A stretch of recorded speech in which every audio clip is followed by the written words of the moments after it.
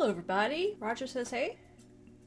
So this video was a Patreon request by Cranius Dominus, and he wanted me to look into Hobart's Funnies. Now my first exposure to Hobart's Funnies was actually another video a few weeks back when I was watching one on Gallipoli, and for whatever reason they decided to compare the campaign at Gallipoli with D-Day in World War II. They brought up Hobart's Funnies, which is a British term for it. I don't recall ever hearing that in the American military, but they were apparently these kind of new tanks, I guess, or some sort of like floating tanks to help them with the beach landings. And I think this is one of the reasons why that documentary said that Americans did not fare as well as the British on D-Day, is because they did not have these funnies, which by the way I have no idea why they're called funnies. That seems like a kind of an odd term for it, but hopefully this video will kind of enlighten me on that. I've never done a video from this channel before. I think this is called the side projects channel, so hopefully it'll be pretty good. Oh yeah, so the funnies were like machines or tank type machines that help like clear mines and obstacles on the beaches, I think, if I remember correctly. And the Americans didn't have that, so yeah, I can definitely see why the Brits were at an advantage with that. But yeah, this is kind of a new thing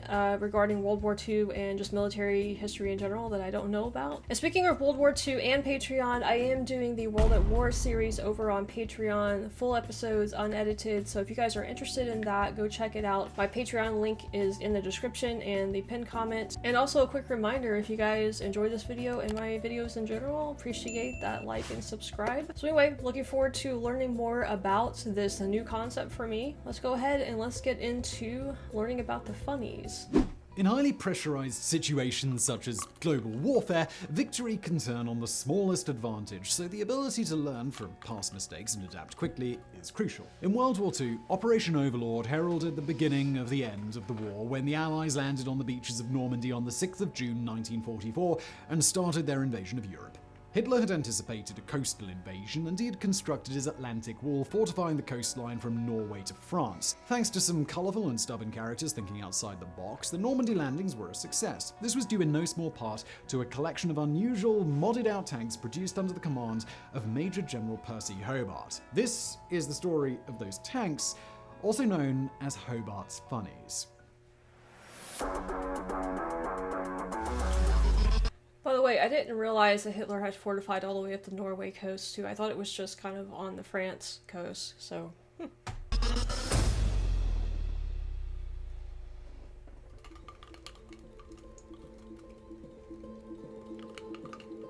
In order for the Normandy beach assaults to be successful, the Allies had to learn lessons from the disastrous attack on the port of Dieppe in 1942. This was intended to be a precursor to a full-on invasion, testing the waters and gathering intelligence. Unfortunately, the amphibious attack was a total failure, with tanks stuck on the beaches, unable to help the infantry, and the Luftwaffe taking out many more of the RAF's planes than anticipated. Within hours, every tank was disabled and nearly 60% of the Allied troops were dead, wounded, or captured, with the rest forced to withdraw.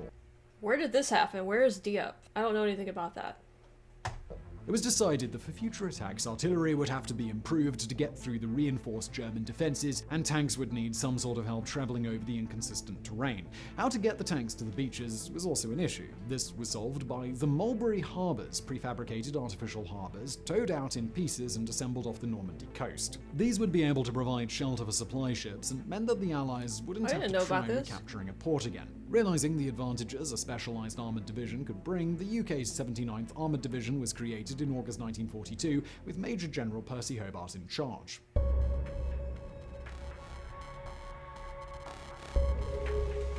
Percy Cleghorn Stanley Hobart was an expert in tanks and armored warfare, having started working in the Royal Tank Corps in 1923. His ideas about tank warfare were so good that his fans included German General Heinz Guderian, an early proponent of Germany's Blitzkrieg style, who studied translated versions of his reports. Hobart became a major general in 1937, but due to personality clashes and seemingly unusual ideas about armored warfare, by 1940 he had been pushed out altogether into early retirement. Never one to keep still, he busied himself keeping the village of Chipping Campden safe as Lance Corporal of the local defence volunteers, the OG Home Guard. In the run-up to a new plan.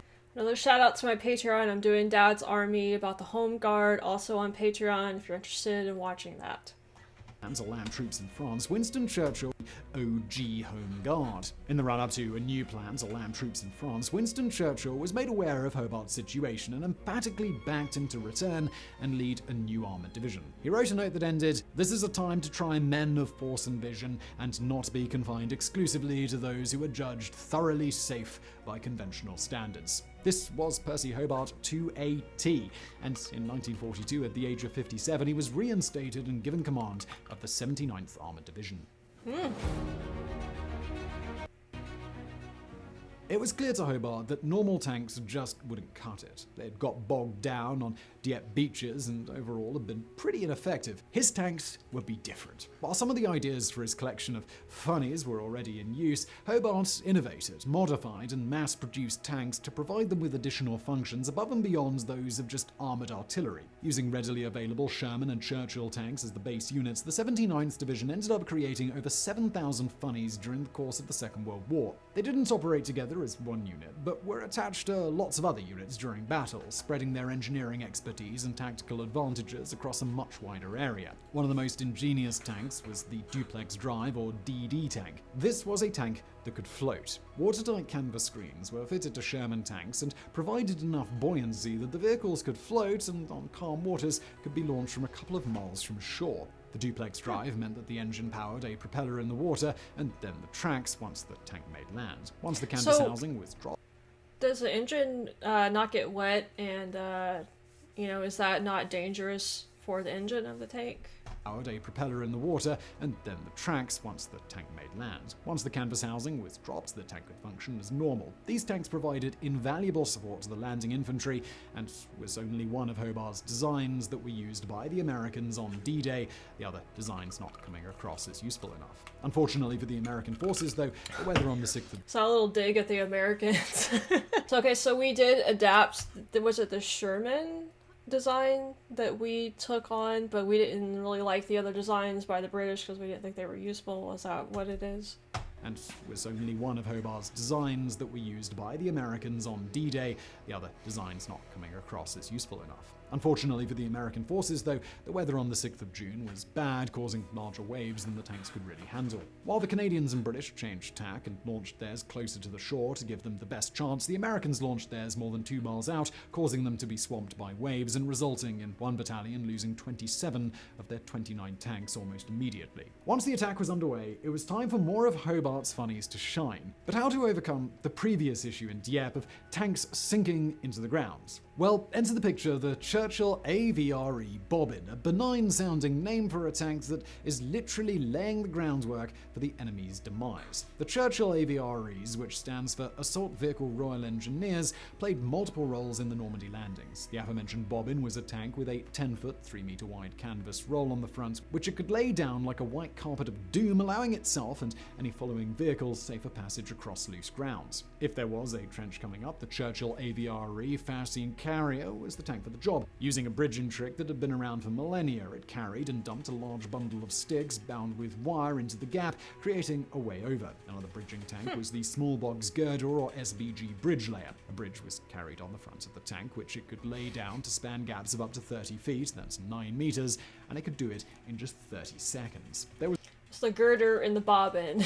These are such British names for stuff. I'm not making fun of it. I'm just saying they sound like very British ways of naming things. Span gaps of up to 30 feet, that's 9 meters, and it could do it in just 30 seconds. There was also the Armoured Ram Carrier or ARK. This was a Churchill tank without the turret that had extended platforms on either end. The 2 rams could be raised and lowered, and the whole thing could be parked up next to a wall and driven over as a makeshift ramp for other vehicles. In addition to these extra functions, the AVREs could be fitted with a petard mortar, which could lob a huge 18-kilogram projectile, affectionately known as flying dustbins, which were capable of destroying concrete bunkers and blockades from 150 yards away. If all of this wasn't enough, 2 of the most formidable members of Hobart's menagerie were the Crab and Crocodile tanks. The Crab was a modified Sherman tank with chain flails on a cylinder at the front, which could rotate at up to 140 RPM. These flying chains would strike the ground and and blow up enemy mines in the tank's path, leaving a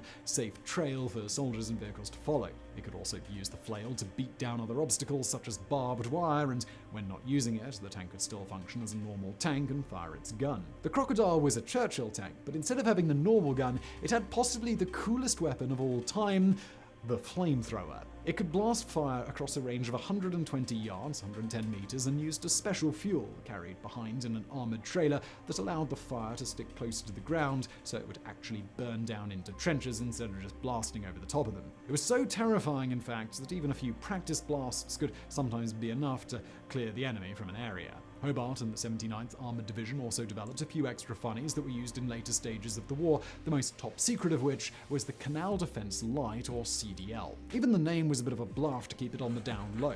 The CDL was a carbon arc searchlight used in a modified turret that could be fitted onto a variety of tanks. The CDL was capable of producing a dazzling beam of light to pick out enemies during night missions while also temporarily blinding them. The large beam of light was engineered to come out of only a small slit in the tank's turret, thus making it difficult to target. The Buffalo LVT landing vehicle Tract also played a role in the campaigns following D-Day. Another amphibious vehicle, it was not heavily armored, but light and fast enough to be hugely useful in transporting supplies, personnel, and small vehicles across bodies of water. Thanks to Percy Hobart's ingenuity and unflagging championing of armored warfare, his unconventional tanks were one of the main reasons the Normandy beach landings were successful, especially on the Canadian and British beaches. Hitler's Atlantic Wall was breached in a matter of hours, allowing the Allied troops to start their advance into France. The funnies were used to great effect in many other campaigns throughout the remainder of the war, and some Churchill AVREs were still seeing combat action into the 1960s.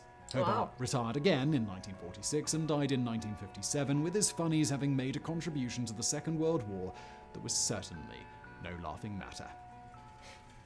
Okay, well, he didn't really explain exactly why they were called the funnies, but maybe it's just a self-explanatory thing because they were kind of funny tanks, vehicles compared to the normal ones, I guess. That's really, really cool though that one of the generals had the out-of-the-box thinking to adapt their equipment that they already had, and it's really cool that Churchill decided to listen to him instead of just with the, you know, more conventional generals and their plans. So that really shows kind of like the leadership of Churchill and how valuable it was that he was willing to listen to new ideas, which I think is a really valuable trait to have. Kind of makes me interested in learning more about Percy as a person and as a general, so I'm sure there are documentaries on him that would be fun to watch just to learn more about him. And also just like the different variety that there was, like, is very, very kind of ingenious in a way what he came up with for the different functions. And yeah, I guess I can see some of the American generals looking at this like, you guys are crazy, you know, to want to use stuff like this. But in the end, I guess it's America's loss because they seem to be very, very valuable to the British and the Canadians, I guess. I mean, I guess we eventually got the job done. We just, you know, kind of went about it the hard way, I guess. But I also wonder if after the Americans saw the success of using this type of equipment on D-Day, if they did adapt any of it for later campaigns in the war, or if they just kind of like came up with their own, you know, equipment to do these sort of tasks, you know, down the line. So I guess what I'm asking is I wonder if this